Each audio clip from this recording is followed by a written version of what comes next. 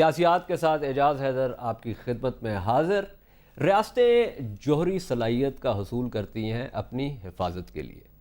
ہمیں یہ بتایا جاتا ہے کہ ہمارے جوہری ہتھیار جو ہیں وہ گلے کی چھچھوندر بن چکے ہیں، جو نہ ہم نگل سکتے ہیں نہ ہم اگل سکتے ہیں۔ بجائے اس کے کہ یہ ہمیں تحفظ فراہم کریں، ہمیں یہ بھی بتایا جاتا ہے کہ آپ کے جوہری ہتھیار جو ہیں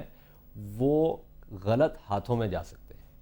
وہ غلط ہاتھ مختلف قسم کے ہیں۔ کبھی یہ کہا جاتا ہے کہ یہ طالبان جو حملے کر رہے ہیں اور جو آپ کی اندرونی سالمیت کو خطرہ ہے،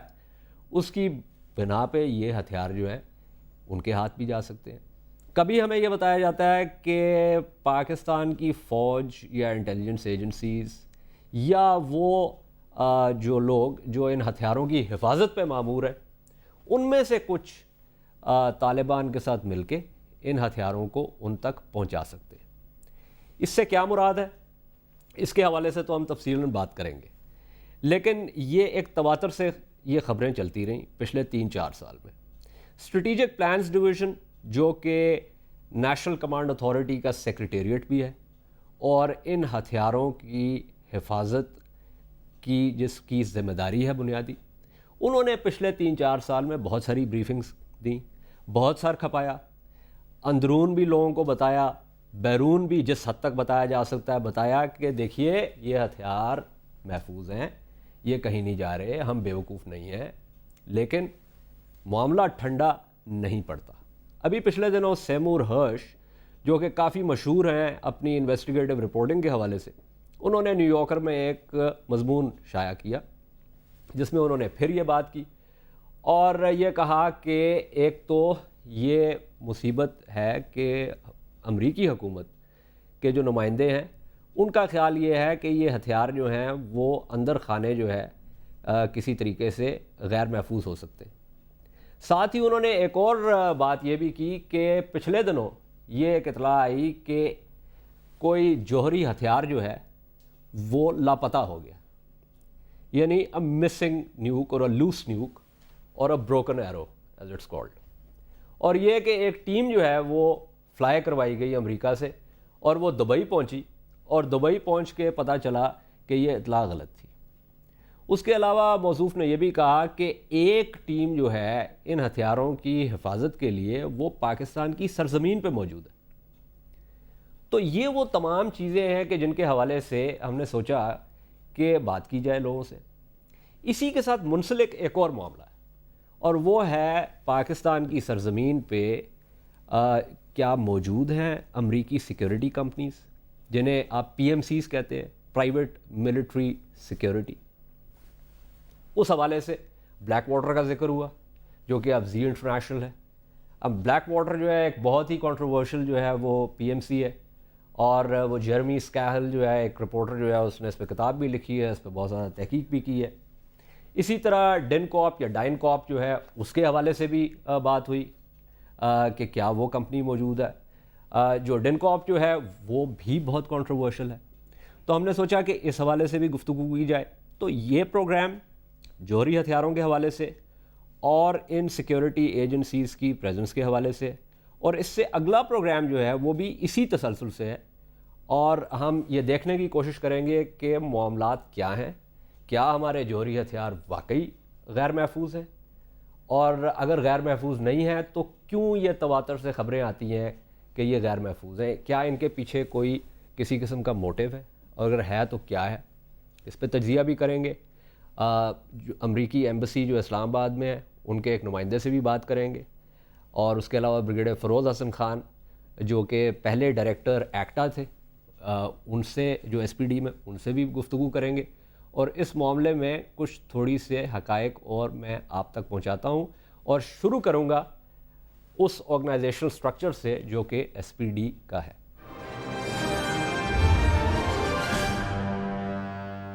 فروری 2000 میں پاکستان نے نیشنل کمانڈ اتھارٹی تشکیل دی، اور اس نیشنل کمانڈ اتھارٹی کو تشکیل دینے کا مقصد یہ تھا کہ ایک تو جوہری ہتھیاروں کی حفاظت کا بخوبی بندوبست کیا جائے، اور اس کے علاوہ وہ تمام ادارے جو جوہری ہتھیاروں کے حوالے سے یا تحقیق جیسے آپ R&D کہتے ہیں اس کے حوالے سے، ان تمام اداروں کو ایک لڑی میں پرویا جائے اور اس کا ایک سینٹرل کمانڈ سسٹم جو ہے وہ تشکیل دیا جائے۔ اسی نیشنل کمانڈ اتھارٹی کی تشکیل کے سلسلے میں اسٹریٹجک پلانز ڈویژن کا وجود بھی آیا، اور اسٹریٹجک پلانز ڈویژن جو ہے وہ نیشنل کمانڈ اتھارٹی کے سیکریٹریٹ کے طور پہ بھی کام کرتا ہے، اور اس کے یہ جو اہرام ہے، اس کا یہ جو پیرامڈ ہے، اس کی ایپیکس پہ ڈائریکٹر جنرل ہے جو کہ ایک 3 اسٹار جنرل، اور ڈائریکٹر جنرل کے نیچے مختلف جو ہیں ادارے ہیں۔ آپریشنز اینڈ پلانز برانچ ہے، اسٹریٹجک ویپنز ڈیولپمنٹ ڈائریکٹوریٹ ہے، conventional and open programmes directorate ہے، اور اس کے علاوہ اسٹریٹجک کمیونیکیشنز آرگنائزیشن ہے، سول ورکس آرگنائزیشن ہے، اور کنسلٹنسی ڈائریکٹوریٹ ہے۔ اب آپریشنز اینڈ پلانز برانچ جو ہے وہ آگے مختلف حصوں میں منقسم ہے، اس میں آپریشنز ڈائریکٹوریٹ بھی ہے، اس میں پلانز ڈائریکٹوریٹ بھی ہے، اور انہی کے آگے انٹیلیجنس ڈائریکٹوریٹ بھی ہے، اور اسی میں C4I2SR ڈائریکٹوریٹ بھی ہے۔ میں اس کی تفصیل میں نہیں جاؤں گا کیونکہ اس کا تعلق پروگرام کے ساتھ نہیں ہے، لیکن اس میں بنیادی چیز جو ہے وہ command and control and communication اور انٹیلیجنس، اور اس میں جو ہے نا کمیونیکیشن کے حوالے سے چیزیں ہوتی ہیں۔ اس کے علاوہ جو ہے جو اپنا ڈائریکٹر جنرل کے تحت ڈائریکٹلی جو آتا ہے وہ ہے ایکٹا directorate, arms control and disarmament affairs. اس میں پھر ایک ہے بڑا سیکیورٹی ڈویژن۔ یہ سیکیورٹی ڈویژن جو ہے یہ بنیادی طور پہ جتنی بھی ایٹمی تنصیبات ہیں ان کی حفاظت کے حوالے سے ہے، اور اس میں جو تنصیبات جو R&D سے متعلق ہیں وہ بھی ہیں، اس میں جو تنصیبات ہیں جیسے PAEC، KRL، NESCOM، سپارکو، یہ سب جو ہے نا یہ اس کے تحت آتی ہیں۔ اور اس میں جو مختلف جو برانچز ہیں اس میں کاؤنٹر انٹیلیجنس ٹیمز ہیں، اس میں سیکیورٹی ڈائریکٹوریٹس جو ہیں وہ ہیں، ٹیکنیکل ڈائریکٹوریٹ ہے، اور PRP ڈائریکٹوریٹ ہے جو کہ پرسنل ریلائبلٹی پروگرام، جس کا مطلب یہ ہے کہ وہ تمام لوگ جو کسی بھی حوالے سے ایٹمی تنصیبات کے ساتھ منسلک ہیں ان کو باضابطہ جانچا جاتا ہے، پرکھا جاتا ہے، نفسیاتی طور پہ ان کی جو جتنی بھی زندگی کی جو تاریخ ہے، ان کا روزمرہ کا جو معمول ہے، اور ان تمام چیزوں پہ گہری نگاہ رکھی جاتی ہے، اور اس کے لیے پورا ایک سسٹم بنایا گیا ہے جو کہ اس ریلائبلٹی کو انشور کرتا ہے۔ تو یہ ہے اسٹریٹجک پلانز ڈویژن کی آرگنائزیشن، اور اس میں ایک چیز آپ مد نظر رکھیں کہ یہ ڈیل کرتی ہے ود سیفٹی اینڈ سیکیورٹی، یعنی سیکیورٹی وہ چیز ہے جو کہ فزیکل سیکیورٹی ہے جس میں آپ محفوظ کرتے ہیں ایٹمی تنصیبات کو، اور سیفٹی یہ ہے کہ آپ اس طریقے سے اپنے جوہری ہتھیاروں کو رکھتے ہیں کہ ان تک کوئی بھی بآسانی نہ پہنچ سکے۔ اس میں بہت ساری چیزیں ہوتی ہیں، اس میں آپ نے یہ دیکھنا ہے کہ وار ہیڈ جو ہے وہ کہاں ہے، ویپن کون جو ہے وہ کہاں ہے، ٹریگر میکنزم جو ہے، اس کے علاوہ اس میں 2 یا 3 پرسن رول بھی ہوتا ہے کہ جس میں کوئی ایک شخص جو ہے کسی بھی جوہری ہتھیار تک نہیں پہنچ سکتا۔ پھر یہ تمام چیزیں جو ہیں اس کے بارے میں کسی کو نہیں معلوم کہ ان کا فاصلہ کتنا ہے، یہ ایک دوسرے سے کتنی دور ہیں، ڈیلیوری سسٹم جو ہیں وہ کتنے دور ہیں جو وار ہیڈ سے، اور جو تنصیبات جہاں پہ ان کو رکھا گیا ہے ان کی نوعیت کیا ہے، کیا وہ انڈر گراؤنڈ ہیں،